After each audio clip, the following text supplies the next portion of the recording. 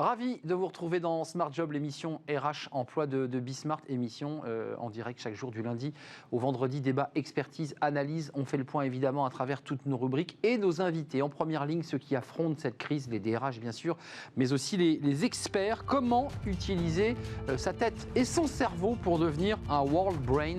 On vous explique tout dans quelques instants. Working Progress et les invités de Welcome to the Jungle. Les radios d'entreprise, oui, c'est une autre manière de communiquer, de transmettre des messages. On fera le point dans quelques instants avec les experts sur notre plateau. Puis dans le cercle RH, notre débat quotidien, on s'intéresse aux faits religieux en entreprise. La République est laïque, sujet ô combien dans l'actualité, mais l'entreprise l'est-elle? On fait le point avec des experts sur ce sujet sensible. Et puis dans Fenêtre sur l'emploi, eh bien avec Amélie Fabriguité, comment faire son réseau tout en restant sur son canapé. La belle vie en quelque sorte. On commence tout de suite évidemment par notre rubrique En première ligne.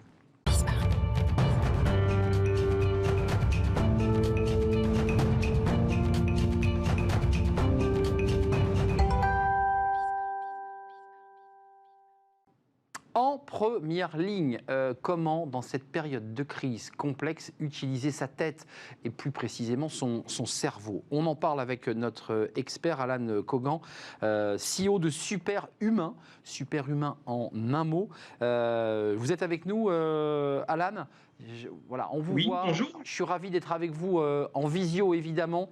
Tout ça est compliqué. D'abord, un mot ce qui est très intéressant. Avec vous, j'avais envie de dire qu'on allait passer un peu un IRM, puisque vous êtes venu avec quelques petits schémas explicatifs pour voir comment était constitué notre cerveau. La base de votre réflexion et de votre théorie, c'est quoi? C'est qu'on a déjà deux hémisphères, ça on le sait, le gauche, le droit. Et vous dites le droit, c'est plutôt la raison, le gauche, c'est l'intuition, c'est l'émotion. Voilà, c'est la base, ça. Exactement. Avant toute chose, plus que jamais, il faudrait dire que nous sommes entrés dans un monde un petit peu VUCA, comme on utilise, de volatilité, d'incertitude, de complexité, d'ambiguïté. Et dans ce contexte qui touche de plein fouet toutes les entreprises, une seule solution, savoir innover, se réinventer, transformer un système qui était déjà en grande décadence, que la crise actuelle donne l'opportunité, je dirais même la nécessité, même dirais-je, de recréer. Et n'oublions pas que l'origine grecque du mot crise ramène à la notion de choix et de changement, qui est très important. Alors on peut soit le percevoir comme une catastrophe irréversible, mais pour ma part et pour Superhumain, cette période de crise peut être interprétée comme un moment décisif. Et face à ce constat, comment réagir, comment les sciences cognitives peuvent nous aider dans cet environnement. Alors aujourd'hui, nous ne réalisons pas toujours à quel point notre fonctionnement dépend de processus neuronaux qui opèrent sous le niveau de la conscience et que nous pouvons tous optimiser grâce à la neuroplasticité de notre cerveau. Alors, on fait comment ? Et en réalité... On fait comment, Alan, comment nous, on conscientise cette réflexion? Parce que ça, c'est le point de vue scientifique, on le lit, ça c'est vrai qu'on a plusieurs parties du cerveau, on en a même 4.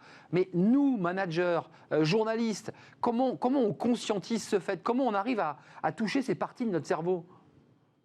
Alors aujourd'hui, nous, chez Superhumain, nous avons développé des approches, des outils qui ont été créés de manière objective sur la base des connaissances en sciences cognitives avec le support de l'Institut de neurosciences, notamment de Londres et puis aux États-Unis.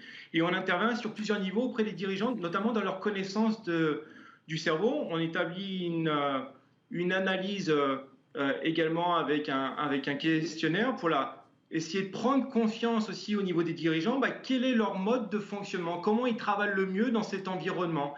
Et ça permet également de mettre en pratique un management authentique et humain, apprendre de quelle façon, comment on travaille le mieux nos capacités de raisonnement, comprendre un petit peu nos atouts, nos limites et aussi nos impacts sur nos collaborateurs. C'est comme si vous étiez un athlète qui, grâce à une connaissance de vous-même, de votre corps, vous améliorez vos performances, de même responsable, dirigeant, à mieux connaître le fonctionnement de votre cerveau, c'est-à-dire pour être plus efficace, prendre de meilleures décisions, acquérir la flexibilité nécessaire pour s'adapter aux complexités actuelles. Alors, Alan, et c'est vrai. On va voir un schéma que vous nous avez apporté qui est assez intéressant. C'est un camembert. On ne va pas prendre l'abscisse et l'ordonnée. On va aller directement sur j'appelle ça le camembert, avec les 4 cadrans. Alors, ce n'est pas celui-ci, mais c'est l'autre. On peut démarrer par celui-là. Voilà, celui-ci, le Symbiotic Brain. Racontez-nous, parce que d'un côté, il y a quoi? C'est divisé en 4 cadrans. Réaliste, analyste, organisé, méthodique, aimant, planifié, minutieux.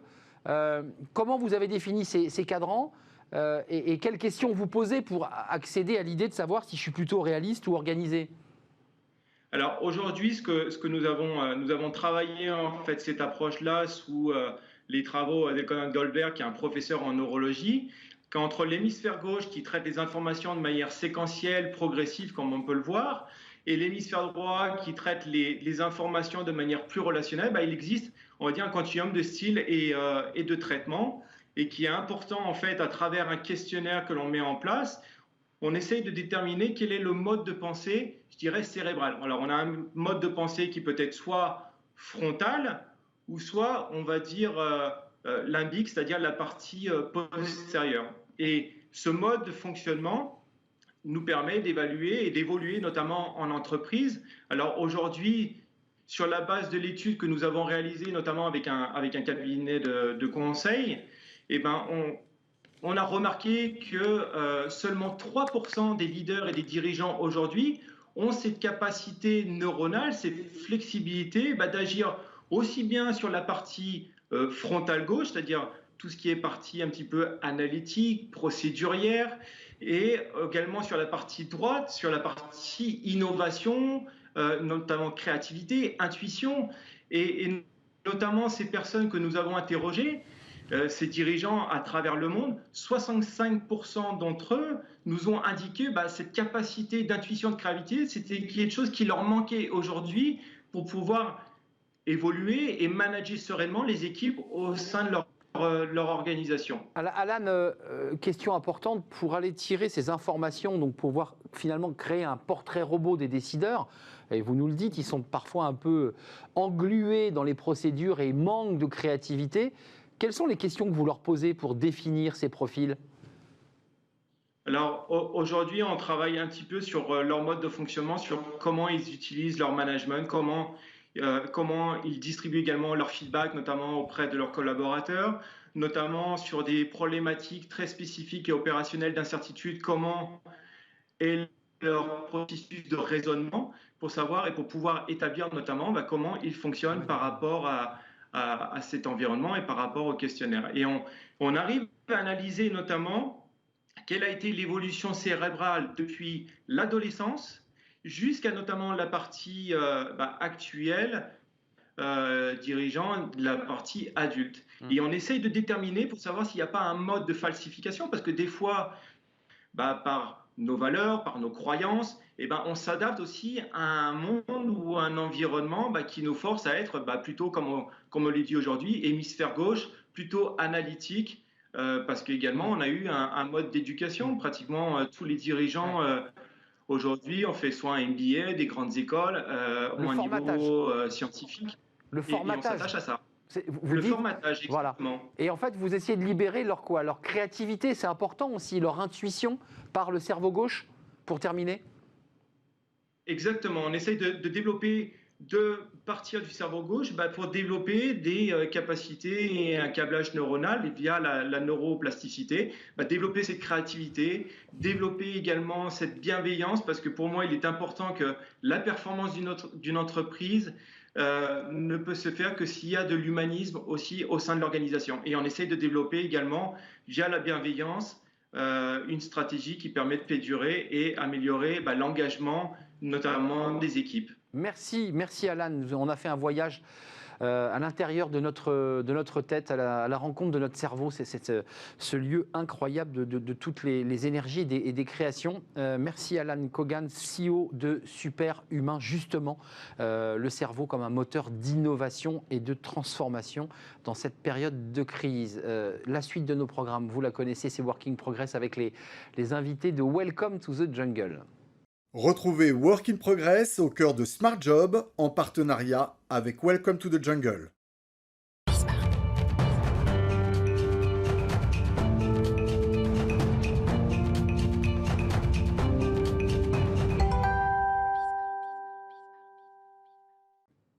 Working Progress avec les invités de Welcome to the Jungle. On parle aujourd'hui des radios d'entreprise. Ouais, elles connaissent un fort développement, ces radios. Alors que vous ne pouvez pas écouter évidemment grand public dans votre voiture, mais au sein d'un réseau et dans votre entreprise. Catherine Lescure, vous êtes avec nous, vous êtes la directrice de la communication et RSE d'Enedis, entreprise bien connue. Vous avez décidé de mettre en place une radio d'entreprise. Alors, je précise, vous nous le direz, j'imagine, Catherine, c'est que c'était d'abord destiné aux managers. Et puis finalement, vous vous êtes aperçu que ça marchait très bien. Expliquez-nous la genèse d'abord de ce projet. Pourquoi vouloir créer un réseau radiophonique au sein d'une entreprise ? Bonjour.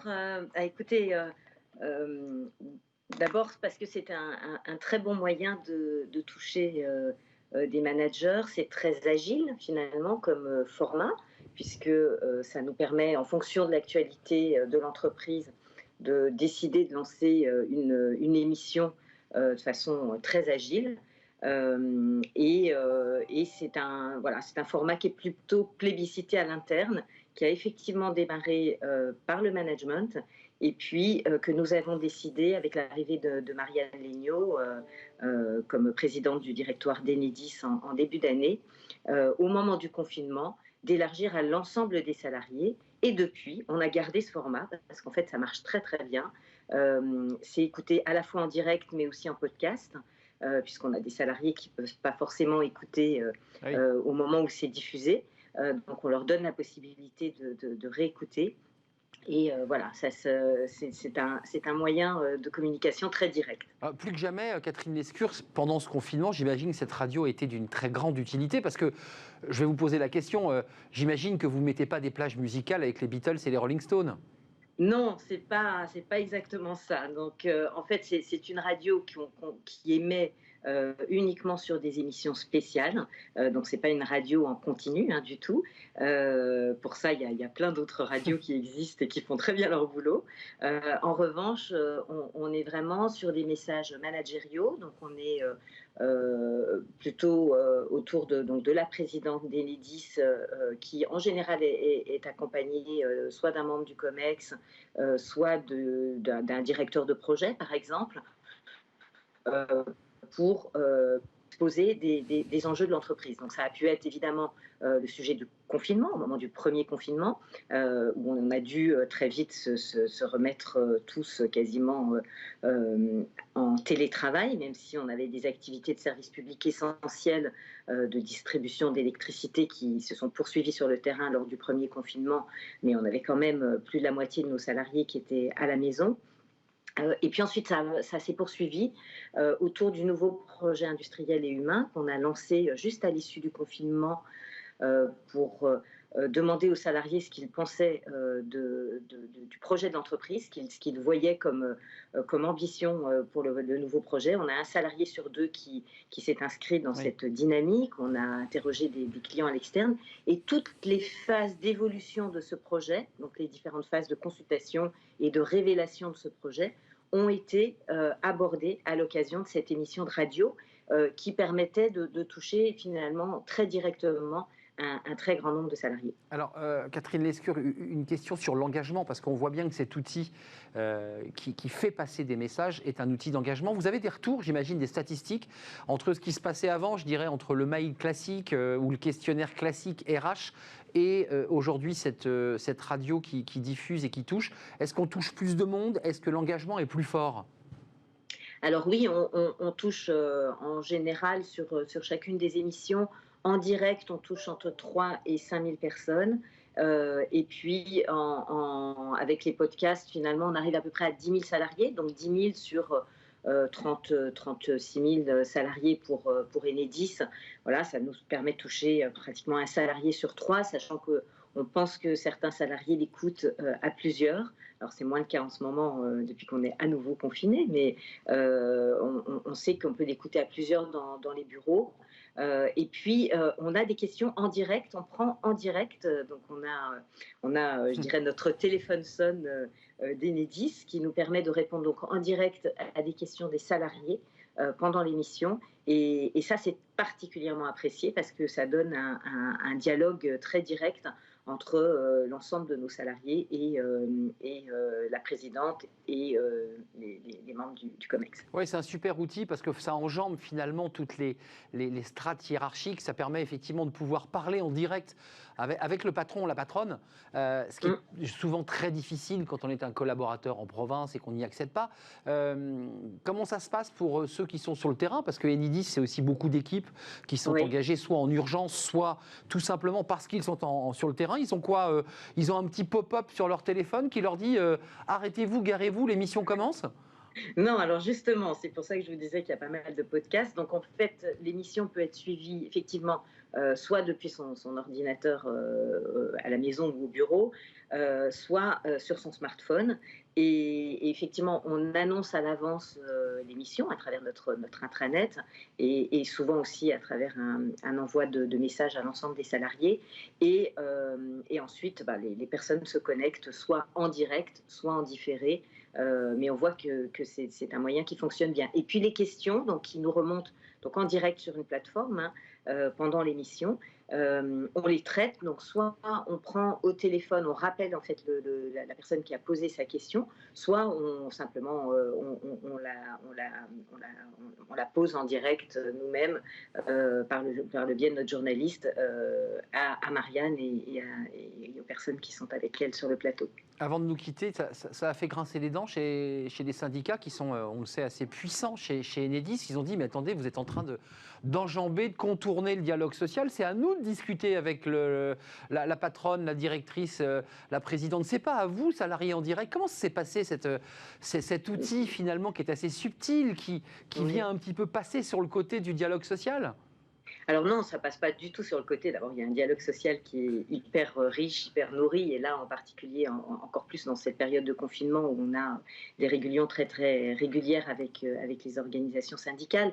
Non, c'est je crois un moyen supplémentaire de toucher les salariés en direct. Ça n'empêche pas qu'il y a des réunions d'information managériales. On a par exemple un top 150 qui est animé très régulièrement, mais c'est vrai que c'est une façon de parler en direct à l'ensemble des salariés. Et on voit bien qu'aujourd'hui, c'est quand même un moyen très très efficace et qui est très attendu aussi des salariés, très apprécié par eux, parce que ça leur permet de prendre le pouls finalement de l'entreprise, d'avoir les informations le plus vite et le plus en direct possible et de réagir à ces informations. D'ailleurs, en cas de crise, en cas d'urgence, évidemment, tous vos salariés qui sont en astreinte ont un beeper, mais ça peut être aussi un outil de communication directe pour aiguiller lorsqu'il y a des crises, des tempêtes. Vous êtes sur le terrain, évidemment.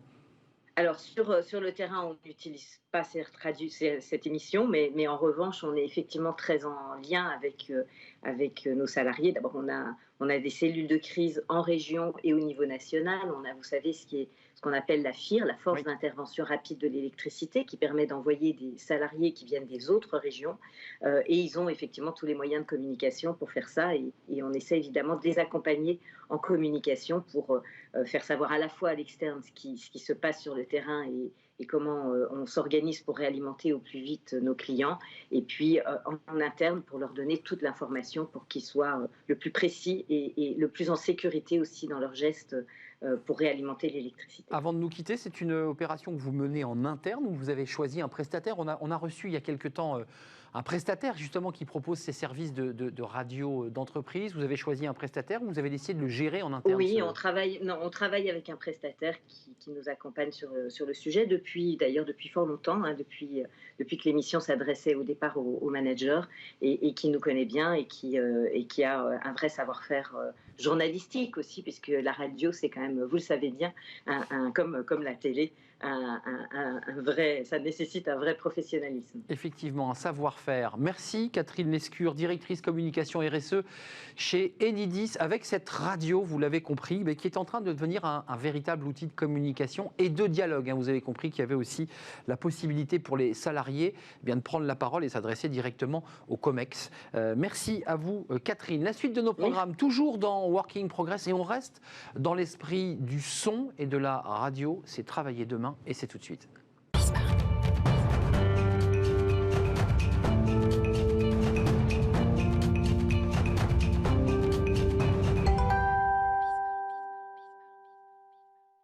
Travailler demain avec Louis Aubert. On reste dans la musique. Vous êtes le cofondateur. Alors Louis, je suis un peu embarrassé de commencer cette séquence avec vous parce que ça m'arrive assez régulièrement dans l'émission. Je n'arrive pas à prononcer le nom de votre entreprise. Comment s'appelle-t-elle ? On s'appelle Tractel. En effet, vous n'êtes pas le premier ni le dernier à nous dire que c'est pas facile à prononcer. Mais c'est fait on s'en exprès. souvient après. C'est fait exprès, Louis.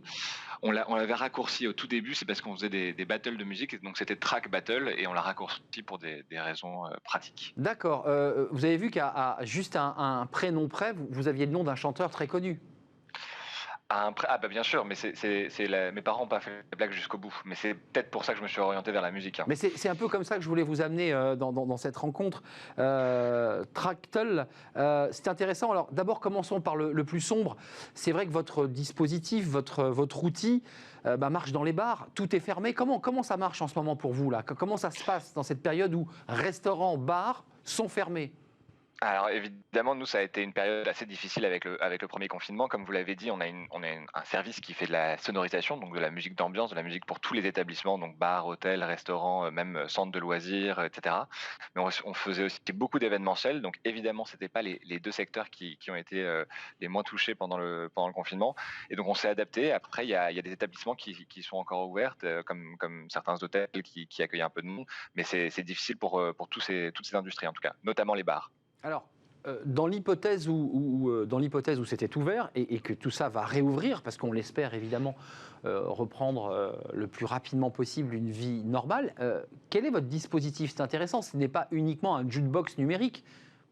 Non, on est vraiment sur une volonté de créer une atmosphère et une ambiance à travers des playlists qui sont créées pour chacun des lieux. Donc on va avoir par exemple l'hôtel Fauchon, que peut-être que certains connaissent, où on a designé des playlists en fonction des espaces de l'hôtel Fauchon, en fonction des ambiances qu'ils voulaient avoir, des heures de la journée, mais on peut aussi créer d'autres niveaux d'interaction avec des interactions sur des écrans, sur des promotions. Par exemple, sur les bars, on pouvait mettre en avant des happy hour, on pouvait mettre en avant des menus spéciaux, des choses comme ça. Le but était de créer de l'interaction autour de l'ambiance musicale sur laquelle les gens pouvaient interagir. Alors, il y a deux sujets. Il y a le fait que votre client vous demande des ambiances musicales, et là, c'est vous le créateur et le connaisseur de musique qui va adapter. Puis, il y a l'interactivité possible des clients. Commençons par un hôtel. Le client vous dit, ça, je voudrais une ambiance plutôt tranquille dans ce salon. Et là, vous lui amenez une playlist, vous lui faites écouter. Comment ça marche ? C'est exactement ça. En fait, on va créer un brief. On a un directeur artistique et un directeur conseil au sein de la société qui vont, avec le client, établir le brief de ce qu'il a envie d'avoir. Est-ce qu'il veut avoir des musiques connues ? Est-ce qu'il veut des paroles, pas de paroles ? Quelle est l'ambiance qu'il veut créer ? Quelle est aussi la ligne marketing que veut avoir l'établissement ? Et ils vont lui faire une proposition sur laquelle il y aura des allers-retours. Donc, c'est des propositions sur lesquelles on va pouvoir affiner petit à petit et puis surtout décider le taux de mise à jour pour pas avoir tout le temps la même musique et que vous passiez pas tout le temps avec la même musique chaque jour. Donc ça, c'est important. Mais donc ça, c'était l'activité qu'on avait avant le confinement, qu'on espère pouvoir reprendre. Et on souhaite à tous les hôtels, les bars et les restaurants de pouvoir vite reprendre leur activité. Je vous le souhaite parce que c'est vrai que c'est très important quand on est dans un lieu. La musique, c'est un élément très important pour être bien dans un lieu. Le patron, pour être un peu direct avec vous, lorsqu'il sent que ses clients en ont un peu marre de la musique, il a encore la main sur sa playlist ou c'est vous qui contrôlez tout à distance ? On peut laisser le choix. En fait, ce qui se passe, c'est qu'on va avant tout créer l'ambiance du lieu. Donc, il va avoir ses playlists qui vont tourner. Et après, si le patron le souhaite, va pouvoir laisser la main à ses clients avec différents niveaux de contrôle. Donc, soit des playlists, des musiques qui sont... Il va mettre à disposition un catalogue qui va uniquement avec l'ambiance qu'il veut avoir. Donc, par exemple, si on est dans un bar jazz, les clients ne pourront choisir que dans un catalogue jazz et on va pouvoir ajouter du rap ou du hip-hop dans cette ambiance-là. Mais il peut y avoir des établissements qui, eux, vont laisser la main en disant, ce soir, mettez ce que vous voulez, c'est vous les DJ, quoi. Donc là, aujourd'hui, pour se résumer, Louis, vous êtes en train de préparer vos playlists, j'imagine, parce que la situation, il faut le dire, est complexe. Donc vous êtes en train de peaufiner vos playlists, d'aller chercher des sons, parce que votre boulot, c'est d'aller chercher des sons, en fait. Alors ça, on a plusieurs rôles dans l'équipe, mais on a un directeur artistique et un directeur conseil qui travaillent avec des spécialistes. C'est-à-dire que le directeur artistique, il va avoir certaines spécialités, mais après, si on doit aller, par exemple, on a parfois eu des clients qui avaient des établissements à l'étranger, on n'est pas forcément expert en musique finlandaise ou en musique turque, par exemple. Et donc là, on va avoir aussi un réseau de ce qu'on appelle des curateurs qui vont être capables de créer des playlists pour correspondre à ces populations-là. Donc, vous créez l'identité de l'établissement à travers vos musiques, on l'a bien compris. Les prospectives pour vous, là, c'est quoi ? Parce que, encore une fois, je ne veux pas assombrir le tableau, mais là, vous devez commencer à attendre et à ronger votre frein, non ? Alors, évidemment, on espère que cette activité va pouvoir reprendre, même s'il y a pas mal d'hôtels et de restaurateurs qui préparent, on va dire, la reprise. Donc, ils ont un peu plus de temps pour Ouais. regarder des nouvelles offres, voir quelle expérience ils veulent créer. Mais on a dû aussi s'adapter un petit peu, et c'est pour ça qu'on a créé de nouvelles offres pendant le premier confinement, pour répondre un peu à des demandes nouvelles, tout Louis, en restant sur ce côté interactif. avant de nous quitter, les droits d'auteur, comment ça se passe? Parce qu'à la SACEM, c'est vrai que quand on fait même un spectacle, un bal ou une soirée, il faut qu'on déclare. Comment vous gérez les droits d'auteur avec vos clients? Alors la SACEM, c'est un de nos partenaires. On travaille beaucoup avec la SACEM parce que c'est souvent pas forcément très simple de comprendre comment ça fonctionne. Non, Un directeur d'établissement doit forcément payer la SACEM, et nous, il y a d'autres droits qu'on doit payer.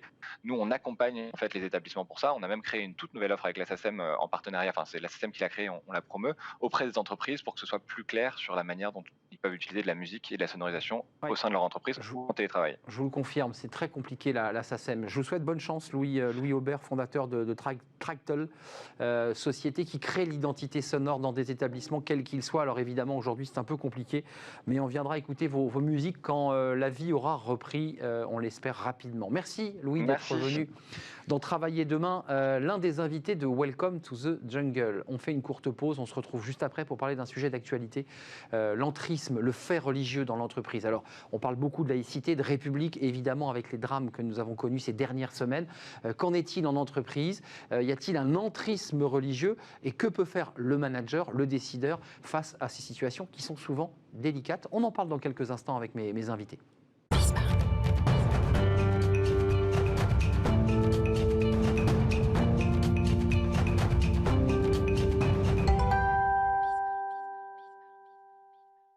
Le cercle RH, notre débat quotidien, je suis très heureux de vous retrouver. On parle d'un sujet qui est évidemment un sujet sensible, c'est le fait religieux, moi je pourrais dire l'entrisme religieux au sein de l'entreprise. Évidemment, on en parle dans un contexte très particulier, en ces temps sombres, après ces décapitations, après ces chocs contre la République laïque. Qu'en est-il de l'entreprise? L'entreprise doit-elle respecter des règles laïques? Pas forcément, parce que dans le public, oui, mais pas dans le privé, il y a des règles différentes. Et puis il y a des cas, on l'a vu à travers des rapports parlementaires, où il y a une forme de communautarisme, d'entrisme religieux à bas bruit et qui pose évidemment un certain nombre de questions, notamment dans certaines entreprises publiques. Je pense à la RATP, puisque le rapport parlementaire avait pointé notamment la RATP. On fait le point aujourd'hui parce qu'il y a des sujets qui se règlent par le dialogue, puis il y a des sujets qui se règlent par le conflit et parfois ça va plus loin. Ils sont minoritaires, il faut le dire, mais ça se règle aussi par un certain nombre de conflits dans l'entreprise. Lise Le Borgne est avec nous, elle fait son grand retour sur le plateau de Smart Job. Je suis ravi de vous retrouver, avocate au barreau de Paris, spécialiste en droit du travail. On reviendra. Alors, vous avez décidé, vous me le disiez, voilà, il faut en parler de manière positive de ces sujets parce que tout n'est pas noir, mais le contexte est particulier, bien entendu. Merci d'être là. Lucie Roche, merci d'avoir répondu à notre invitation. Convivencia Conseil. Voilà, conseil. Vous travaillez justement dans toute la France et vous avez des clients, des entreprises avec lesquelles vous avez eu à gérer des difficultés sur ce fait religieux et vous dites que ça passe d'abord et avant tout par le dialogue. On fera le point avec vous et puis peut-être des règles claires fixées par l'entreprise parce que parfois c'est un peu flou. On en parlera avec vous. Lionel Honoré est avec nous en visio. On est très heureux de vous accueillir, Monsieur Honoré, directeur adjoint de l'IAE de Brest. Et vous êtes là aujourd'hui dans l'émission sous la casquette du directeur de l'Observatoire des faits religieux, avec une étude très intéressante. J'invite les téléspectateurs à la lire, cette étude co-dirigée avec l'Institut Montaigne, publiée par l'Institut Montaigne, avec un baromètre très instructif où on voit que depuis 2014, les faits religieux ont progressé dans l'entreprise. Ça peut être ne pas prendre son téléphone le vendredi, ça peut être vouloir installer un tapis de prière dans la salle syndicale, ça peut être porter des gants lorsqu'on conduit. C'est une multitude de cas. Ça peut être aussi des distributions de tracts, pour être tout à fait large, des tracts anti-avortement à l'entrée de l'entreprise pour faire du prosélytisme. Lionel Honoré, je vous donne la parole parce que vous êtes à la tête de cet observatoire. Quand on regarde les chiffres, on va les voir, il y a quand même depuis 2014 une augmentation des faits religieux. Est-ce que vous êtes d'accord avec ma formulation d'abord? Moi j'ai parlé d'entrisme, vous évoquez des faits religieux. C'est la même chose ou pas? Bonjour. Non, j'avais noté votre formule d'entrisme. C'est pas totalement faux, hein. Il y a de l'entrisme religieux dans l'entreprise, mais c'est dans des situations qui sont relativement minoritaires. Effectivement, il y a une hausse de la présence de la religion au travail. Il y a des faits religieux qui sont présents dans un nombre croissant d'entreprises. C'est de plus en plus commun et c'est aussi de mieux en mieux géré par les entreprises. On a aujourd'hui deux situations. La situation vraiment la plus courante, la plus majoritaire, où ça se passe bien, où c'est devenu quelque chose que les managers savent gérer, que les salariés savent appréhender. Voilà, ça s'est apaisé, ça s'est construit petit à petit tout au long de la décennie. Et puis, il y a des situations qui sont très minoritaires, mais qui sont très problématiques, où là, effectivement, on peut repérer de l'entrisme. Mais dans la majorité des cas, c'est quand même relativement apaisé. C'est à la fois très apaisé et en même temps très problématique lorsque c'est problématique, mais c'est minoritaire. Lionel, juste d'un mot, parce que je vais donner la parole à mes invités sur le plateau en présentiel. Dans l'étude de l'Institut Montaigne, on a vu les chiffres, vraiment une grosse augmentation. Et puis à la fin de ce dossier qui est passionnant, il y a une DRH qui parle évidemment d'une manière anonyme et qui dit non, mais attendez, chez nous, il n'y a aucun problème, très peu, des cas minoritaires. Enfin, c'est surtout chez les autres. Voilà, je la cite. Hein. Non, il n'y a pas vraiment de problème. De temps en temps, peut-être un cas isolé. Mais de manière générale, chez nous, ce n'est pas un sujet. Je vous la pose cash, cette question, dans un contexte évidemment de forte tension communautaire, voire même communautariste. Est-ce qu'il y a comme ça un petit peu d'omerta ? Est-ce que ce sujet-là, on ne met pas un peu sous le tapis ? Non, alors oui et non, c'est plutôt de la myopie de la part des DRH et des dirigeants d'entreprise qui ne voient pas ce qui se passe concrètement sur le terrain lorsqu'il s'y passe des choses vraiment problématiques. Et c'est des managers de proximité qui, lorsqu'ils sont confrontés aux situations les plus problématiques, qui encore une fois sont très minoritaires, se sentent esseulés avec peu de support à la fois des services fonctionnels de l'entreprise, RH ou juridique, ou peu de support de leur hiérarchie. Et dans ce cas-là, ces situations sont en quelque sorte masquées. Les managers de proximité, vu qu'ils sont tout seuls, ils font ce qu'ils peuvent et ça ne remonte pas. Et les DRH ont l'impression qu'une fois qu'ils ont mis 2-3 choses dans le règlement intérieur, organisé 2-3 formations, ça suffit.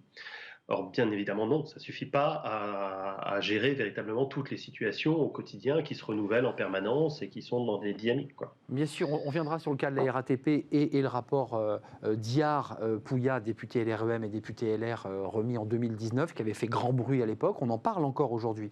Lise Le Borgne, dans quel état d'esprit vous êtes ? Vous avez, vous, à gérer le droit, à répondre à des questions de droit posées par vos clients.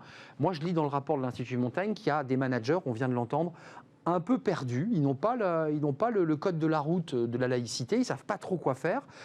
Qu'est-ce que vous dites à vos clients quand il y a une difficulté ? Vous dites reprenez le dialogue, c'est utile, ou sanctionnez par exemple un client, une entreprise qui dit mais dans le cadre du Ramadan par exemple, ce collaborateur n'a pas voulu venir en réunion parce qu'il estimait qu'il ne pouvait pas le faire, parce que c'est un plateau repas qui a été servi. Dans ce cas-là, on fait quoi ?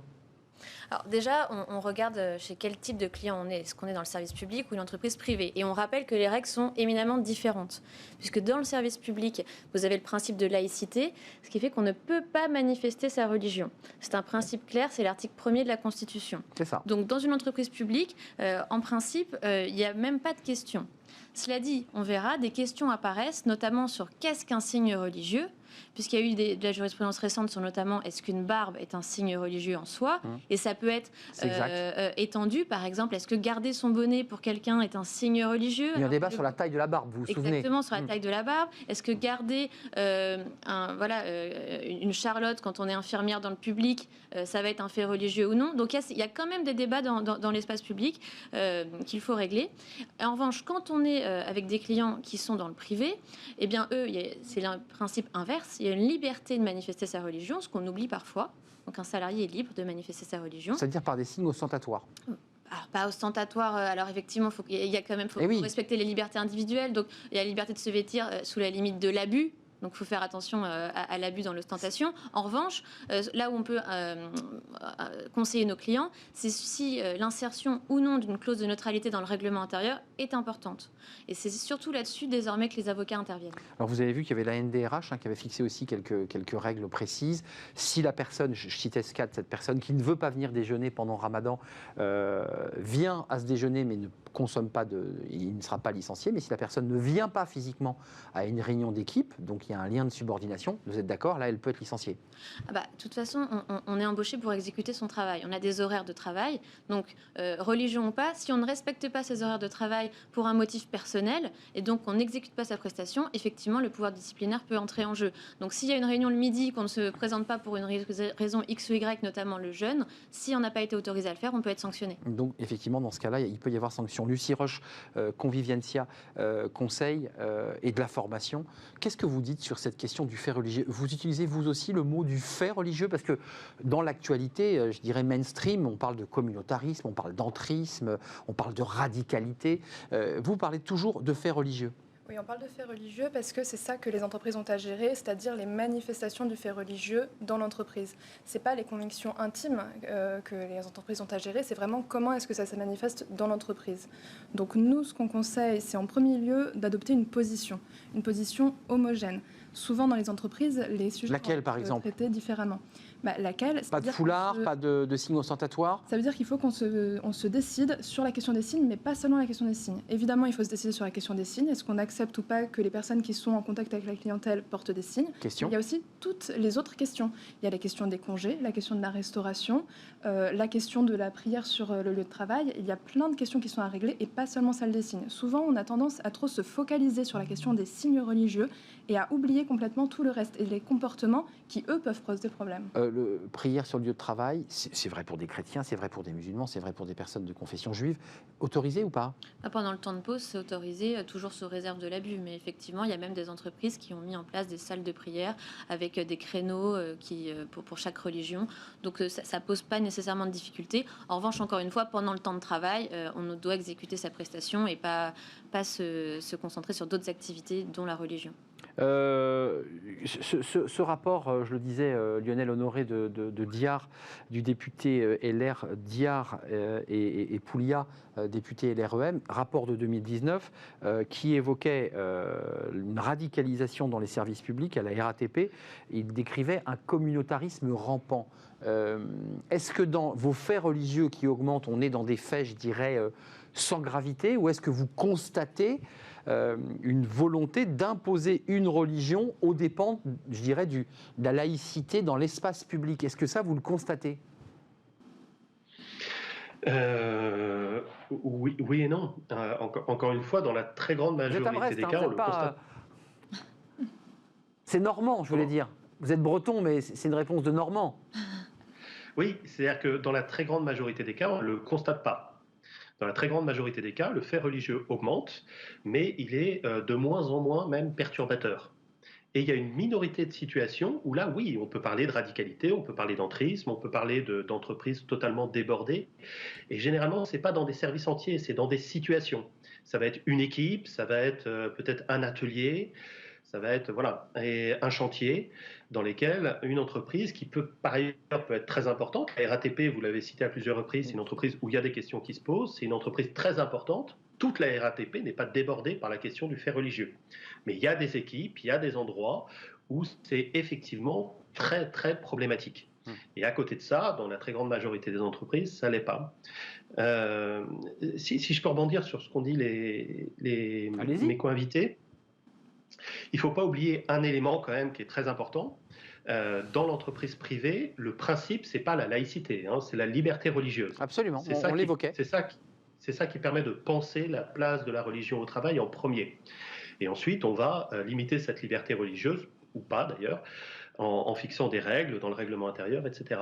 Et le deuxième élément, c'est que ces règles qui vont venir encadrer l'expression religieuse au travail, elles sont extrêmement importantes pour tout le monde. Pour les salariés, pour les managers, il faut vraiment que les entreprises concernées fassent un effort là-dessus. Mais elles ne résolvent pas tout. Et surtout, il faut laisser de la place au dialogue.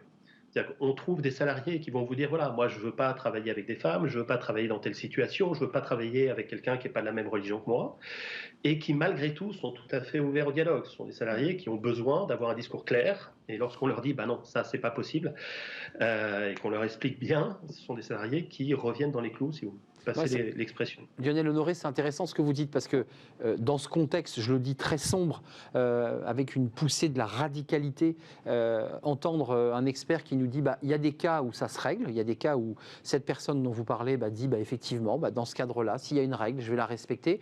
Vous êtes d'accord avec ça, Lise Le Borgne? Parce qu'il y a des cas extrêmes, et puis il y a des cas qui se règlent par le dialogue.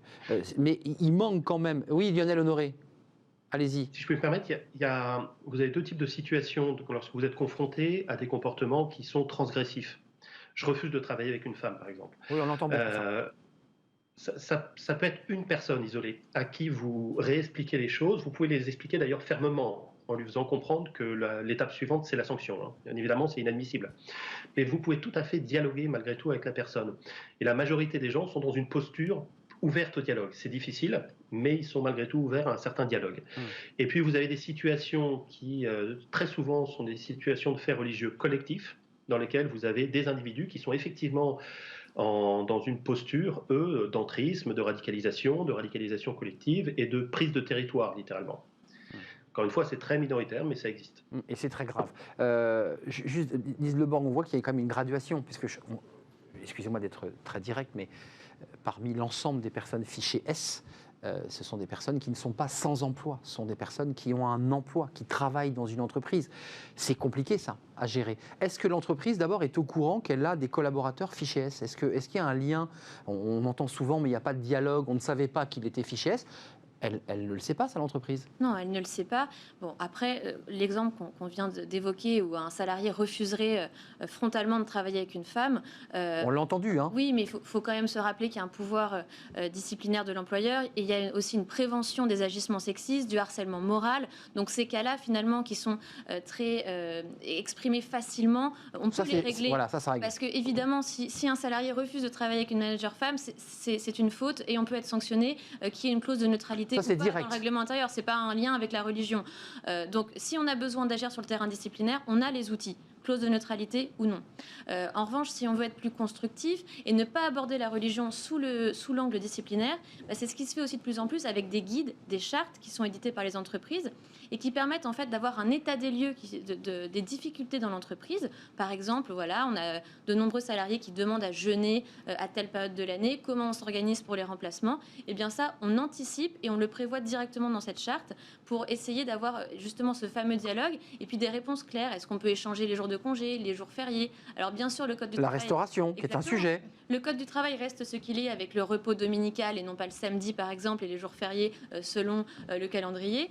Mais on peut quand même en discuter et permettre aux salariés d'avoir en bonne intelligence un fonctionnement qui permet la religion de chacun. Mais Lucie Roche, Conviviencia, il y a quand même un vrai débat qui a été posé dès le début, c'est qu'il y a deux manières de traiter le problème. La laïcité stricto sensu dans le public et une liberté de religion dans le privé, ce qui est déjà très compliqué parce que l'un peut influencer sur l'autre. Certains peuvent dire, mais attendez, si je suis dans le privé, moi je peux faire valoir ma religion, mais en même temps dans le public, on m'oblige à retirer mes signes ostentatoires. C'est très compliqué. Fiché S, vous me disiez non, l'entreprise n'est pas au courant quand elle a un collaborateur, un salarié qui est fiché S, parfois même surveillé par la police. Non, par contre, sur ce que vous dites sur la différence entre le public et le privé, c'est quand même très clair pour les personnes qui y travaillent. Quand on travaille dans le public, on sait qu'on est neutre. Pourquoi? Parce qu'on représente l'État qui est neutre. Oui. Quand on travaille dans le privé, on ne représente pas l'État, il n'y a aucune raison d'être neutre. Par contre, après, sur certains points particuliers, on peut le demander. Après, moi, je suis tout à fait d'accord avec ce que disait Lise Le Borgne. On est absolument dans l'idée d'aider les entreprises à créer le dialogue. Ça passe par un audit pour savoir quels sont les problèmes de cette entreprise en particulier. Et puis, ça passe en effet par des guides, par des chartes pour armer en fait les managers pour qu'ils sachent comment répondre à chaque situation. À condition que les DRH fassent des réunions un petit peu collectives, en visio aujourd'hui parce qu'on est confiné, et fassent quand même de la pédagogie autour de cette laïcité. Parce que franchement, tout le monde en a sa définition, il faut le reconnaître. Et peu de gens ont lu la loi de 1905 qui n'est pas si simple à lire. Oui, donc c'est pas si simple la laïcité. C'est pour ça que la fin du processus, une fois qu'on en est passé par l'audit et par la prise de position, c'est en effet de faire connaître cette position, de faire des formations, expliquer ce que c'est la laïcité, expliquer que ça ne s'applique pas dans l'entreprise, expliquer quelles sont les règles qui s'appliquent dans l'entreprise, quelles sont les restrictions qui sont possibles. Et quels sont les dangers si on ne les respecte pas. Aussi, quelles sont les conséquences si on ne les respecte pas, bien sûr. Lionel Honoré, il y a eu un débat sur l'Observatoire de la laïcité. Alors, ça ne vous concernait pas parce que vous êtes l'Observatoire des faits religieux en entreprise. Vous avez entendu la classe politique au pouvoir aujourd'hui, contester, critiquer cet observatoire de la laïcité, finalement gérant cette laïcité d'une manière trop molle contre une laïcité plus dure, plus radicale. Votre mission à vous, Lionel Honoré, c'est quoi? C'est de renvoyer votre rapport au ministère du Travail qui observe, qui examine. Qu'est-ce qu'on en fait de toutes ces recommandations que vous notez, qui vous remontent? Alors, je rebondis juste sur l'Observatoire de la laïcité. Moi, ils m'ont auditionné et ils ne m'ont pas paru complaisants. Hein. Les questions posées, aller vraiment dans les coins et chercher les éléments les plus précis. Moi, ensuite, mon rapport a été publié par l'Institut Montaigne. Et ensuite, il a effectivement été diffusé aux entreprises, aux politiques. J'ai été ensuite auditionné, moi, à l'Élysée, à l'Observatoire de la laïcité, au niveau parlementaire également.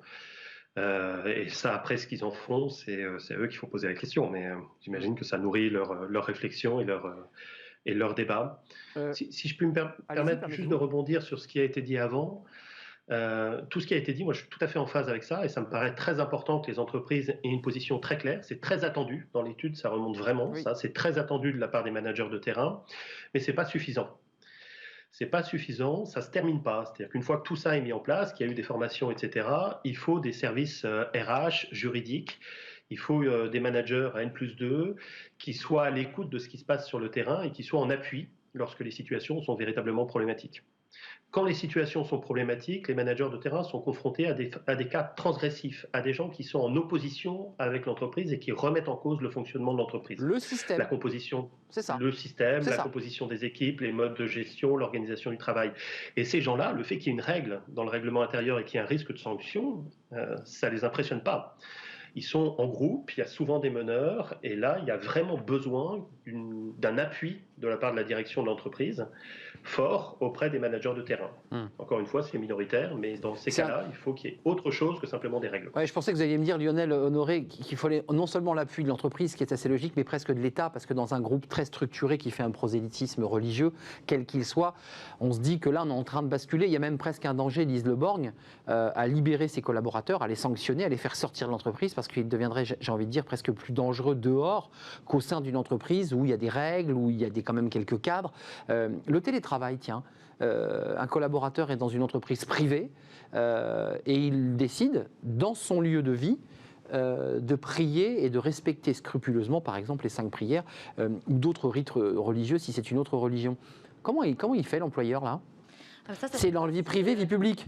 Effectivement, c'est les nouveaux sujets du confinement, puisque là, non seulement on télétravaille, mais en plus on télétravaille de chez soi. Donc c'est une fenêtre ouverte sur le domicile du salarié et une potentielle atteinte à l'article 9 du Code civil, le droit au respect de la vie privée. Donc il a le droit, sur le plan du droit. Conférence, on n'a pas forcément envie qu'on voit qu'est-ce qu'il y a derrière notre bureau, des livres ou une icône ou rien. Et donc ça, c'est un nouveau sujet. Le traitement de la Lionel Honoré, il a des livres, lui. Exactement. Ouais. Mais effectivement, dans ces fameuses chartes, désormais, on doit traiter aussi du télétravail, puisqu'on a une vision qui peut être parfois voyeuriste. C'est un sujet de droit, ça. Hein. C'est un sujet de droit, mais c'est aussi un sujet de société, puisqu'on n'était pas habitué nécessairement à demander à ses salariés de se connecter si souvent, soit envers des clients, on a des réunions par Zoom, donc là, on a un contact clientèle, donc là, en principe, la neutralité peut s'appliquer, soit entre collègues, où là, si on file le raisonnement, eh bien, la neutralité ne serait pas obligatoire, et donc on pourrait avoir vu sur des éléments religieux au sein du domicile. Ou même un vestimentaire, pour le dire très clairement. Oui. Donc il serait autorisé, cette salariée, à avoir le voile intégral si elle le souhaitait, pour le dire directement. Eh bien, c'est le genre de questions qui sont en train d'être traitées et qui, effectivement, pour l'instant, n'ont, à ma connaissance, pas été jugées, mais qui vont venir... mais qui vont être un sujet, forcément. Sur les vie privée, vie publique. Exactement. Si on a envie de se vêtir chez soi, ça pose un problème à son employeur dans le cadre d'une visioconférence. Et bien sûr. Peut-être à l'audioconférence. La question ne se pose que dans le cadre de la visioconférence avec des clients. Oui, dans le cadre d'une relation de clientèle. Dans le cadre d'une relation de clientèle et seulement dans les entreprises qui auraient mis une clause de neutralité dans leur règlement intérieur. Donc on voit que c'est quand même un nombre très réduit de cas. Et souvent, les personnes qui travaillent dans des entreprises où il y a une telle clause de neutralité, ils connaissent les règles et donc a priori, elles vont se dire d'elles-mêmes que ce sont les mêmes règles qui s'appliquent en visio. Avant de nous quitter, Lionel Honoré, il nous reste moins de 40 secondes. Les recommandations que vous faites, vous êtes un optimiste de nature, vous êtes dans ce contexte évidemment d'actualité sensible, un peu pessimiste. Non, c'est en entreprise, la question de la place de la religion est la même que dans la société. C'est-à-dire dans les 3 quarts ou 90% des cas, ça ne pose aucun problème. Le premier fait religieux au travail, il est invisible. Ce sont des gens qui ne manifestent pas leur religion et qui malgré tout sont pratiquants et donc ils la mettent volontairement de côté. Et dans une minorité de cas, vous avez une minorité active et radicale, et là on a effectivement de l'entrisme, etc. Donc il faut à la fois être très ouvert au dialogue, et absolument pas être dans une position laïcarde, si vous me passez l'expression, dans 90% des cas, et dans une minorité, il faut au contraire savoir être très ferme, et savoir prendre des décisions qui s'imposent, y compris des sanctions, y compris des choses de ce type. Merci Lionel Honoré, directeur adjoint de l'IAE de Brest et surtout là dans ce contexte directeur de l'Observatoire du fait religieux en entreprise. Vous avez été très sollicité par les députés, les sénateurs, l'Observatoire de la laïcité parce qu'évidemment vous êtes au plus près du terrain. Merci à Lise Lebanc, j'allais vous appeler Lucie, avocate au barreau de Paris et on parlera peut-être, vous reviendrez nous parler des premiers cas de jurisprudence dans le cas de situations de télétravail avec des signes ostentatoires religieux. Ça risque d'arriver évidemment. Et puis merci à Lucie Roche, Convivencia Conseil. Vous êtes chargée de mission dans ce cabinet de conseil en formation qui travaille dans toute la France. Merci de nous avoir éclairés, merci de nous avoir éveillés sur ce sujet avec quelques notes d'espoir. Merci à vous. La suite de nos programmes, c'est là bientôt la fin de notre émission. C'est Fenêtre sur l'emploi. Là, on va redescendre un peu, on va se poser sur le canapé. Comment continuer à gérer son réseau assis sur son canapé? Ça tombe bien, on est confiné.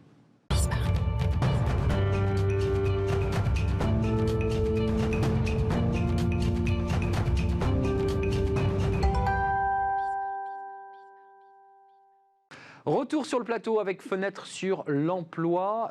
On parle recrutement, on est confiné bien entendu, on est sur son canapé et on essaie de penser à ce qui va se passer dans quelques mois. On cherche un emploi.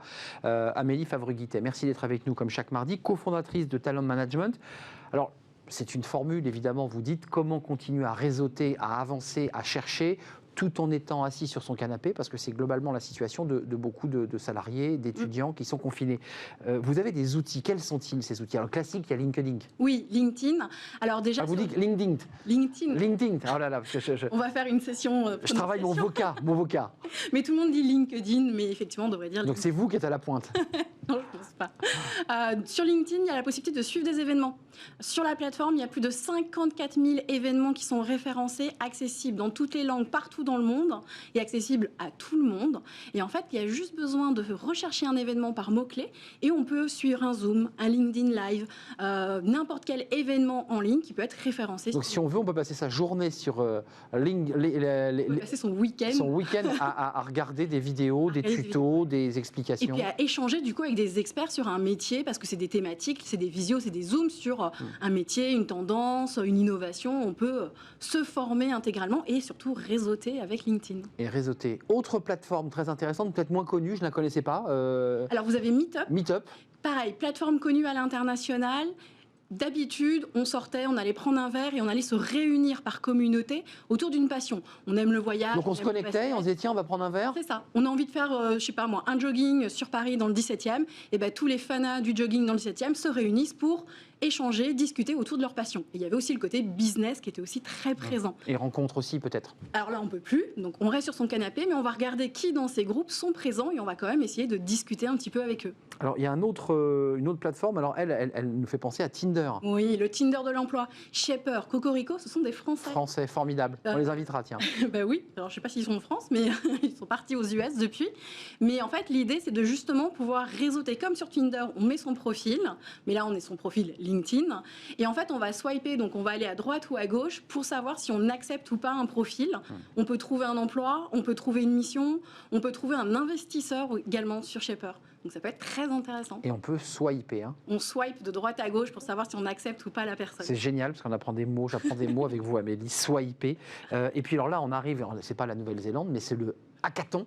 On a envie de faire ce geste des Néo-Zélandais. C'est quoi le hackathon? Alors d'habitude le hackathon c'est pareil, connu à l'international. Normalement c'est en présentiel. Et en fait les gens se réunissent pendant 48 heures pour essayer On s'inscrit d'abord, j'imagine. On s'inscrit. Aujourd'hui, c'est passé en 100% forcément digital.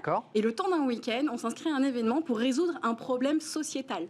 L'environnement, le développement durable, la mobilité urbaine. Il peut y avoir plein de thématiques. Ça peut être lancé par des entreprises, par des fondations, par le gouvernement également. Oui. Et l'idée, c'est qu'on va se créer en petits groupes, on ne connaît personne à l'intérieur, et on va simplement échanger, réseauter, proposer des idées innovantes, et ça permet de booster aussi son réseau et potentiellement peut-être de trouver un job. Pour être concret, ceux qui nous regardent et qui ont un canapé, évidemment, parce qu'on a oublié de dire qu'il fallait évidemment avoir un canapé pour réseauter, dans une chaise fera l'affaire. Le hackathon, on s'inscrit et on est à combien autour de la table en visio? On peut être 50, 100, 200, jusqu'à 1000 personnes, parce que c'est autant, souvent ils sélectionnent jusqu'à 10 projets, et dans chaque projet, on peut être de 10 à 30 membres, et on travaille dessus. Et à l'intérieur de ces membres, on se dit, tiens, celui-ci m'intéresse parce qu'il s'est inscrit à ce hackathon.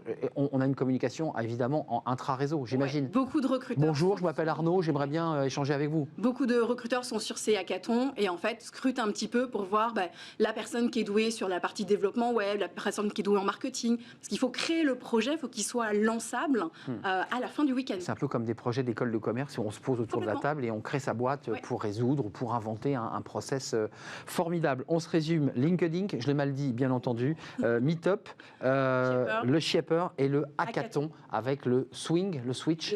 Le swipe, oui. Mais voilà, c'était pour Tinder. Mais je fais des progrès énormes en mots management et en anglais.